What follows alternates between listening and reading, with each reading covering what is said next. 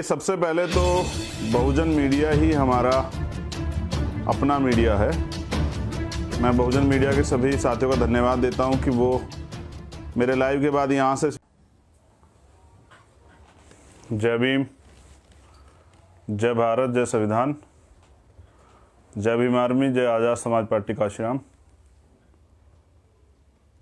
कल किन्हीं कारणों से मैं लाइव नहीं आ पाया,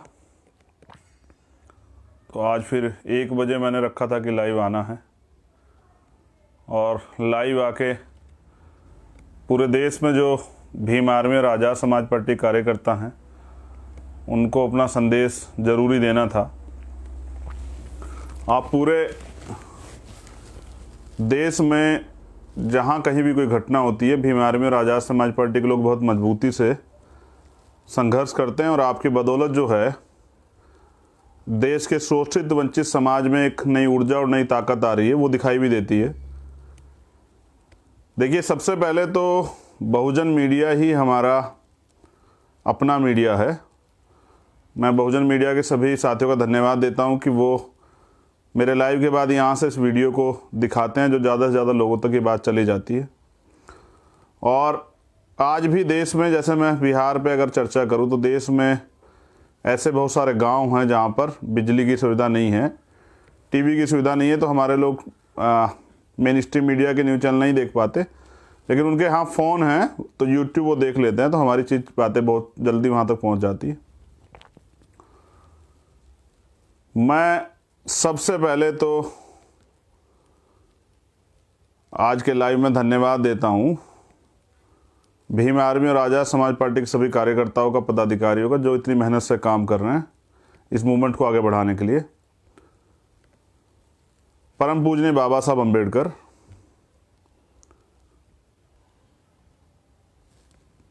इस शोषित वंचित समाज को जानवरों के जीवन से उबार कर इंसान बनाने वाले और भारतीय संविधान को लिखकर हम सब लोगों को बराबर का अधिकार देने वाले नारी के मुक्तिदाता परम पूजनीय बाबा साहब डॉक्टर भीमराव अम्बेडकर जी को मेरा नमन।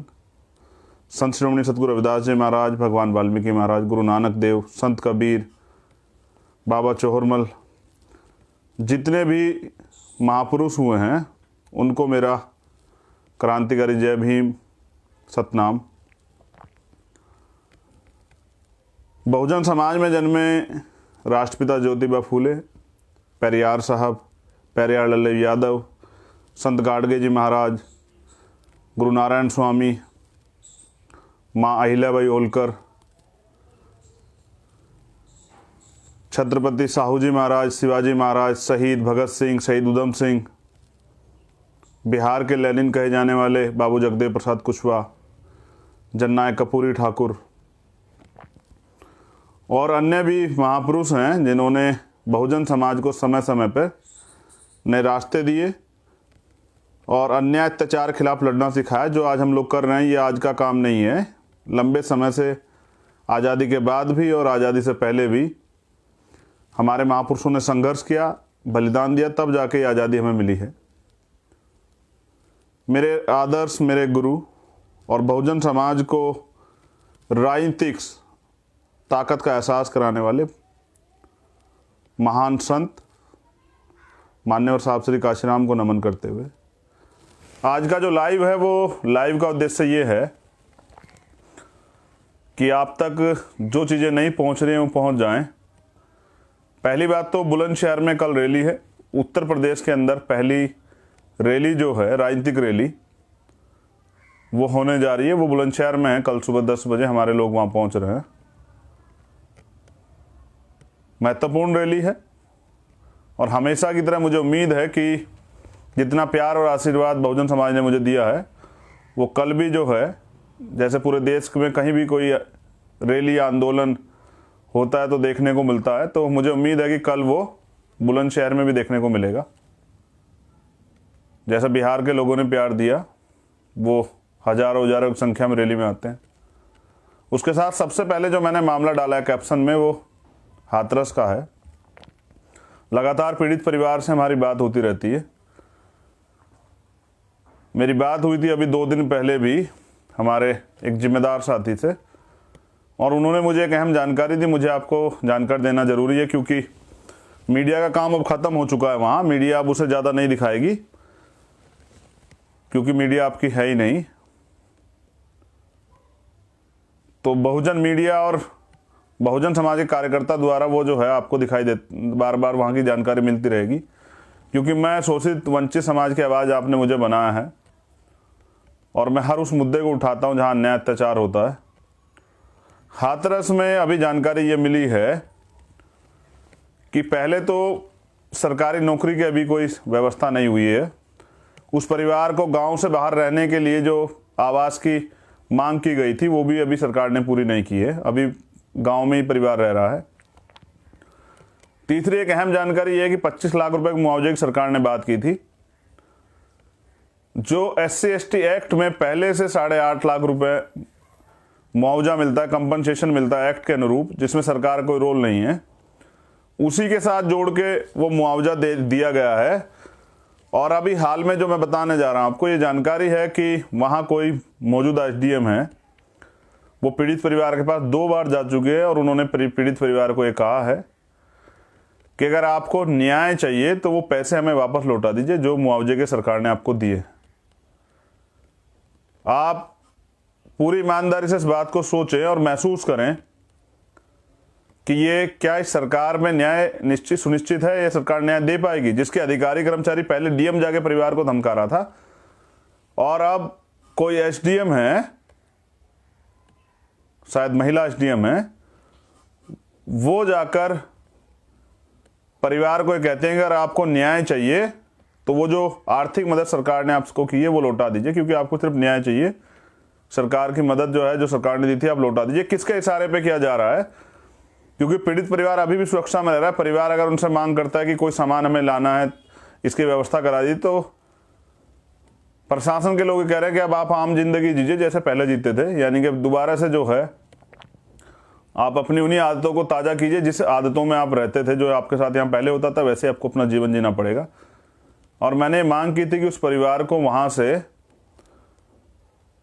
बाहर दूसरी जगह शिफ्ट करना चाहिए, जिस पे सरकार ने दिखावा करने के लिए आदेश दिए थे कि भाई हम जो है इनको आवास देंगे, जिससे सबसे पहले परिवार वहाँ से सुरक्षित जगह चला जाए और अपनी लड़ाई को लड़ सके। मैं जल्दी प्रयास करूँगा, पीड़ित परिवार को अपने साथ लेके आऊँगा, दिल्ली में अपने साथ ही रखूँगा, वो मेरा परिवार है, मैं उनको कमज़ोर नहीं पड़ने दूंगा। उन्होंने कोई मांग नहीं की। ये मांग जो है जो की गई थी आर्थिक मदद की या नौकरी की, सरकार की मांग थी।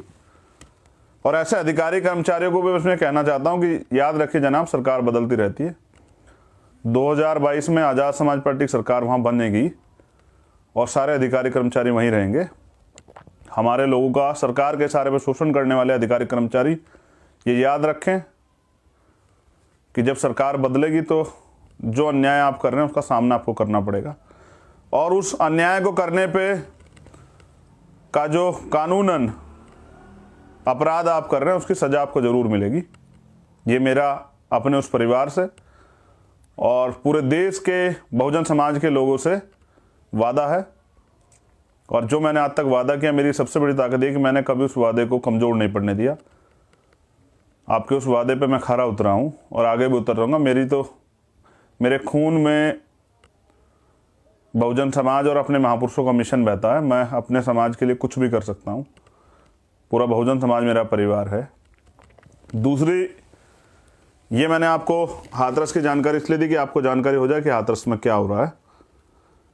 मैं दिल्ली भी लेके आऊँगा और उनकी सुरक्षा भी करूँगा और ऐसे अपराधियों को जिन्होंने दरिंदगी की थी उनको सज़ा भी दिलाऊँगा। ये मेरा वादा है अपने समाज से। दूसरी बात यह है कि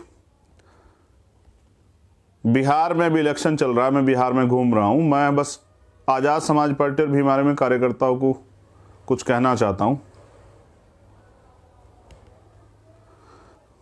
जो हाथरस में हुआ या देश में किसी कोने में होता, चाहे वो दरभंगा में हुआ हो, मुजफ्फरपुर में हुआ हो, राजस्थान में हुआ हो, मध्य प्रदेश में हुआ हो, वो चाहे हरियाणा में हुआ हो झज्जर में, चाहे वो यमुनानगर रमन भाई के साथ हुआ हो, चाहे वो उत्तर प्रदेश में तो कत्लेआम हो रहा है रोज।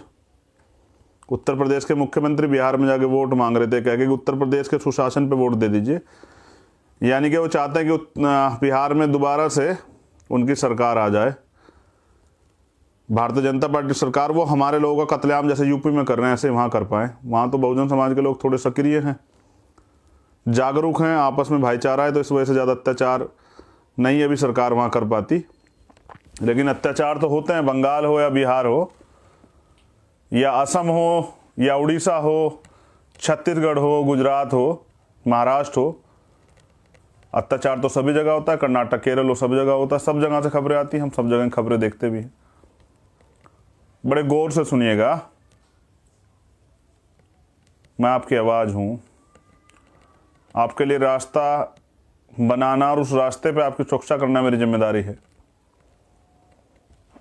ये जो लोग आज वादा कर रहे हैं आपसे, कहीं पर भी जो चुनाव है, ये जो आपसे वादा कर रहे हैं कि हम 5 साल में आपको रोजगार दे देंगे, 5 साल में आपको अच्छे हॉस्पिटल दे देंगे, आप बस एक बार ये चेक कीजिए कि आप पहले भी अपने वादों पे खरे उतरे हैं क्या। कोई भी किसी भी गठबंधन की बात मैं कर रहा हूँ, चाहे वो भाजपा का गठबंधन हो या कांग्रेस का गठबंधन हो, आरजेडी का हो, जेडीयू का हो, किसी का गठबंधन हो, बस आप एक बार ये सवाल अपने आप से कीजिए और चेक कीजिए, आप पे एविडेंस है कि कितना ख्याल आप लोगों का इन्होंने रखा है और आप इनके लिए वोटर हैं या इनके परिवार का वो हिस्सा जिसके लिए इनको काम करना है। अब आपके लिए एक सवाल है, जो भीम आर्मी आज़ाद समाज पार्टी कार्यकर्ता है, पूरे 5 साल भूखे प्यासे रह के मोटरसाइकिल पे, साइकिल पे, मांगी हुई गाड़ी में तमाम तरह के अपमान सहते हुए, कभी मॉब लिंच के खिलाफ, कभी जुल्म जाति के खिलाफ आप लोग संघर्ष करते हैं। पूरे 5 साल सड़क पे रहते हैं, भूखे प्यासे, सर्दी में बिना जैकेट के और गर्मी में कड़ी धूप में आप आंदोलन करते हैं, संघर्ष करते हैं और हमेशा सदन के बाहर ही खड़े रह के चिल्लाते रहते हैं। इससे कुछ नहीं बदलेगा, इससे आपका संघर्ष तो मजबूत हो जाएगा। मान्यवर काशीराम साहब कहते थे कि जिस समाज की गैर राजनीतिक जड़ें मजबूत नहीं होती, उनकी राजनीति कभी कामयाब नहीं होती। सामाजिक संगठन के दम पे, भीम आर्मी के दम पे आपने अपनी गैर राजनीतिक जड़ें मजबूत तो कर ली है, लेकिन जिनको आप वोट देते हैं वो आपके वोट को भाजपा कांग्रेस को बेच देते हैं। मैं किसी पे आरोप नहीं लगा रहा हूं, आप एक बार बस चेक कीजिए कि जब आप किसी को वोट देते हैं और क्योंकि वो समर्पित नहीं है, उनका मूवमेंट के प्रति कोई प्यार नहीं है, समर्पण नहीं है, संघर्ष नहीं है, तो उनको भाजपा कांग्रेस को वोट बेचने में कोई दिक्कत थोड़ा ही होती है, वो बेचते भी हैं। आप हरियाणा में एमएलए बनाते हैं, वो कांग्रेस में चले जाते हैं। आप मध्य प्रदेश में एमएलए बनाते हैं, वो कांग्रेस या बीजेपी में चले जाते हैं। विचारधारा की लड़ाई है। हमारे लिए भाजपा और कांग्रेस दोनों खतरनाक है, हमें दोनों से सावधान रहना है और अपने मूवमेंट को भी चलाना है।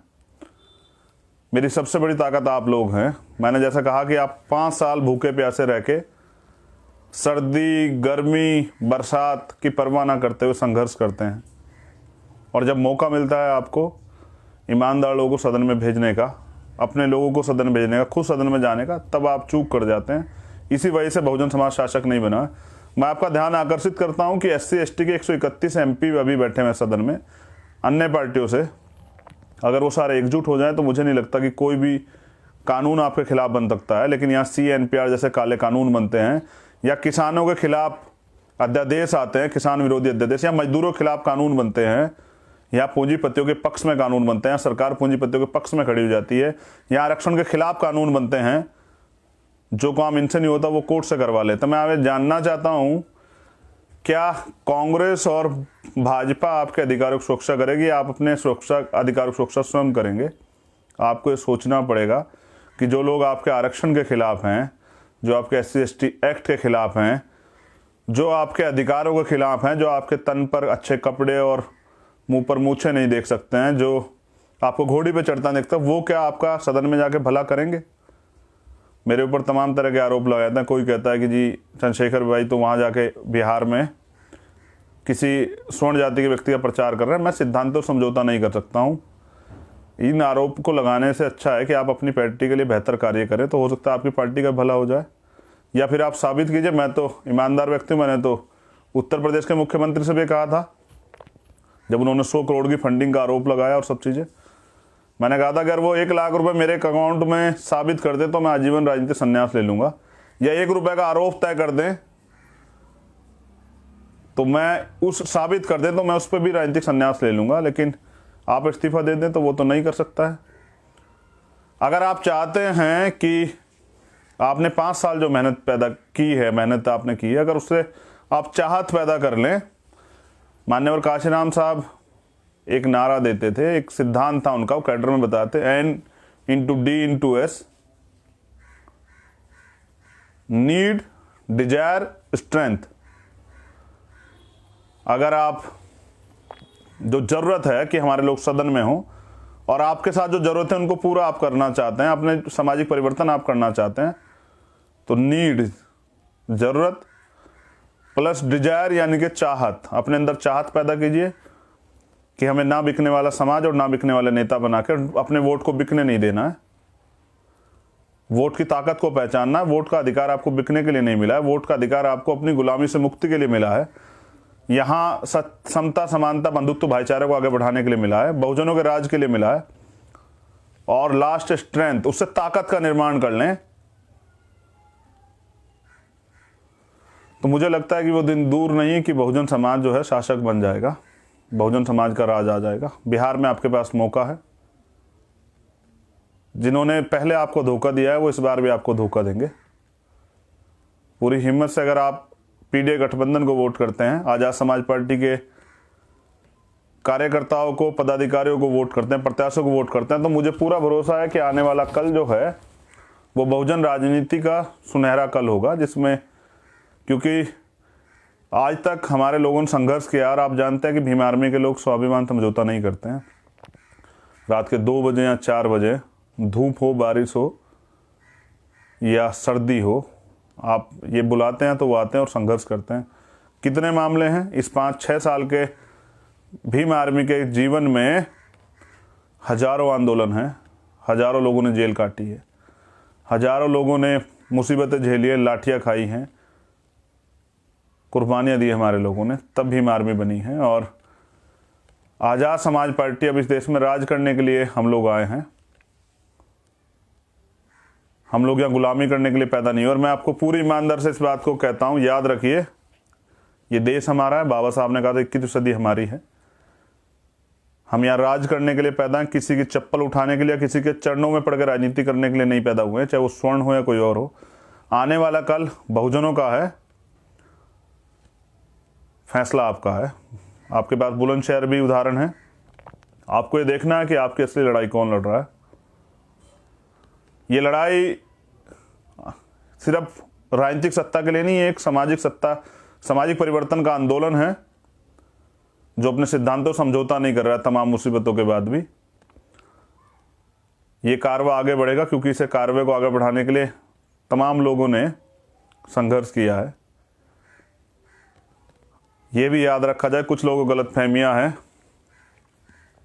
कि वो इसे तोड़ देंगे, वो इसके टुकड़े कर देंगे। इसके टुकड़े तब होंगे, इसका भाईचारा तब खत्म होगा, हम लोग तब अलग होंगे जिस दिन ये शरीर हमारा साथ छोड़ देगा।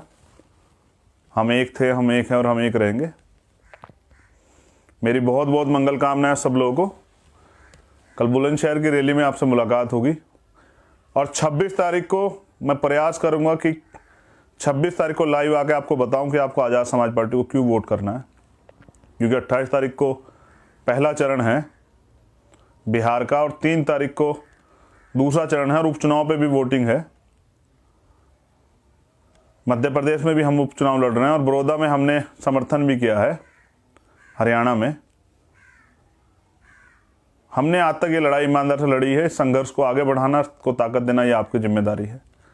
आप याद रखिए कि वोट देने से पहले मैं कह रहा हूँ कि 26 तारीख में आपसे बात करूँगा वोट पे। आज तो मैं कुछ अहम जानकारी देने के लिए आपको आया था।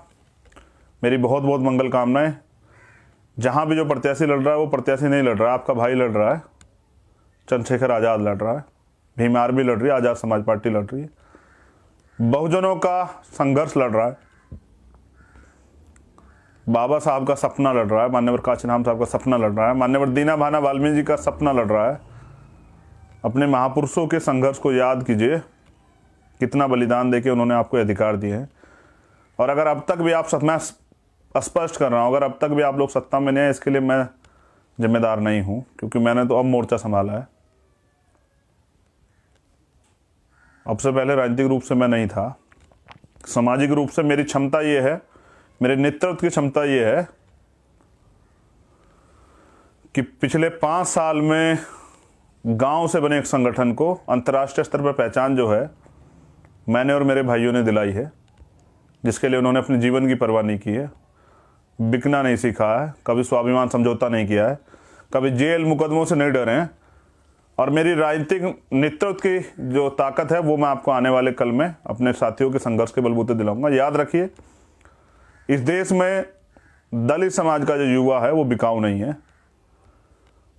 वो अपने स्वाभिमान और सम्मान के लिए और अपने अधिकारों की सुरक्षा के लिए अब कमर कस चुका है।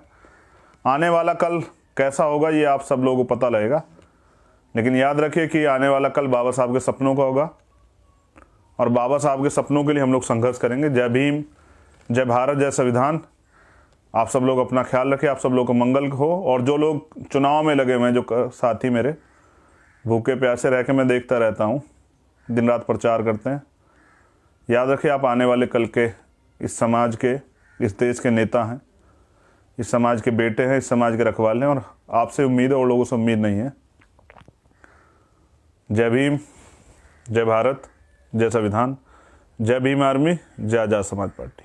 मेरी बहुत बहुत मंगल कामनाएं आप सब लोगों के लिए, तमाम कार्यकर्ताओं के लिए, तमाम पदाधिकारियों के लिए, हमारी बहनों के लिए, हमारी माताओं के लिए, हमारे बुजुर्गों के लिए, और उनके लिए भी जो किसी कारण से निराश होकर घर बैठे हुए हैं ये सोच के कि माननीय काशीराम साहब का कारवार रुक गया है, उनका आंदोलन रुक गया है, बाबा साहब का कारवार रुक गया है। कहने से नहीं होगा, करने से होगा। पूरा करना पड़ेगा, उसके लिए आपको साथ देना पड़ेगा।